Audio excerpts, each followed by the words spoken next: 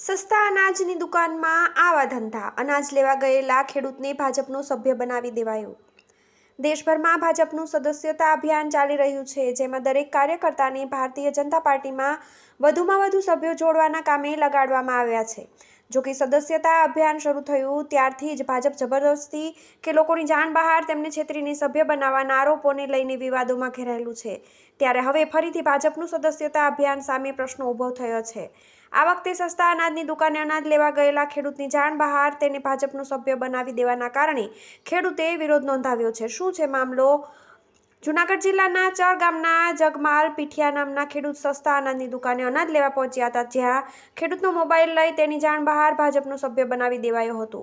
ખેડૂતને જ્યારે મેસેજ મળ્યો ત્યારે તેને ખબર પડી કે તે ભાજપનો સભ્ય બની ગયો છે। બાદમાં ખેડૂતે સભ્યપદ રદ કરવા માટે ભાજપ કાર્યકરોને વારંવાર ફોન કર્યા, પરંતુ સભ્યપદ રદ કરવામાં ન આવ્યું। આ સમગ્ર મુદ્દે ભાજપના કાર્યકર્તા અને ખેડૂત વચ્ચેની વાતચીતનો ઓડિયો વાયરલ થયો હતો, જેમાં ખેડૂતે કહ્યું કે તમે કાલે દુકાને આવીને મારી પાસે ફોન લીધો ત્યારે તમારે મને પૂછવું જોઈએ કે નહીં કે મારા ફોનમાંથી ભાજપના સભ્યપદમાં જોડાઈ રહ્યા છો।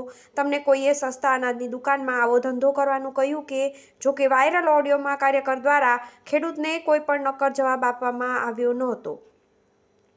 ખેડૂતે કર્યો વિરોધ। આ વિશે ખેડૂતે જણાવ્યું કે સભ્ય બનવાનો મેસેજ આવતા મેં કાર્યકરને 30 થી 40 જેટલા ફોન કર્યા, પણ મારો એક પણ ફોન ઉપાડ્યો નહીં। ત્યારબાદ બીજા દિવસે મને સામેથી ફોન કર્યો, ત્યારે મેં કહ્યું કે ભાઈ તમે દુકાનમાં આવીને મારો ફોન લઈ મને ભાજપનો સભ્ય બનાવી દીધો છે, એ કેટલું યોગ્ય? મને તો એવું હતું કે તમે સસ્તા અનાજની કૂપન માટે KYC કરાવવા માટે ફોન લીધો હતો। તમે મને ભાજપનો સભ્ય કેમ બનાવી દીધો? હું કોંગ્રેસનો કે ભાજપનો માણસ નથી, મને કોઈ વસ્તુમાં રસ નથી। હું ખેડૂતનો દીકરો છું અને મને સભ્ય બનાવ્યો તેનું પણ મને દુઃખ નથી, પણ મને જાણ તો કરવી જોઈએ ને કે તમે મને ભાજપનો સભ્ય બનાવવા માટે ફોન લીધો છે। ખેડૂત સાથે આવું થાય તે વાજબી નથી। આ પહેલાં પણ બન્યો હતો આવો બનાવ। આ પહેલાં પણ આ પ્રકારના કિસ્સા પ્રકાશમાં આવ્યા છે। શાળાના બાળકો, વાલીઓ, શિક્ષકો સહિતના લોકોને કોઈને કોઈ રીતે અને તેમની જાણ બહાર ભાજપના સભ્યો બનાવતા વિવાદ થયો હતો। તો વિસનગરમાં સિવિલ હોસ્પિટલમાં દર્દીને ભાજપના સભ્ય બનાવી દેવાનો કિસ્સો પણ ભારે ચર્ચા જગાવી હતી, જેમાં સિવિલમાં ઇન્જેક્શન લેવા ગયેલા દર્દી પાસે તેમનો મોબાઈલમાં આવેલો OTP લઈ ભાજપના સભ્ય બનાવી દેવાયા હતા।